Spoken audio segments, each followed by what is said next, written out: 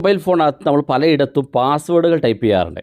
ഇപ്പോൾ ഉദാഹരണത്തിന് നിങ്ങൾ വാട്സപ്പിലാണെങ്കിൽ 2 സ്റ്റെപ്പ് വെരിഫിക്കേഷന് വേണ്ടി പാസ്വേഡ് ടൈപ്പ് ചെയ്യാറുണ്ട്, ഫേസ്ബുക്കിൻ്റെ പാസ്വേഡ് ടൈപ്പ് ചെയ്യാറുണ്ട്, ബാങ്ക് ആപ്പുകൾ ഓപ്പൺ ചെയ്തതിന് വേണ്ടി നമ്മൾ പാസ്വേഡ് ടൈപ്പ് ചെയ്യാറുണ്ട്. ഇങ്ങനെ തുടങ്ങിയിട്ട് പാസ്വേഡ് ടൈപ്പ് ചെയ്യുമ്പം നമുക്കൊരു പ്രശ്നമുണ്ട്. ഞാൻ കാണിച്ചു തരാം.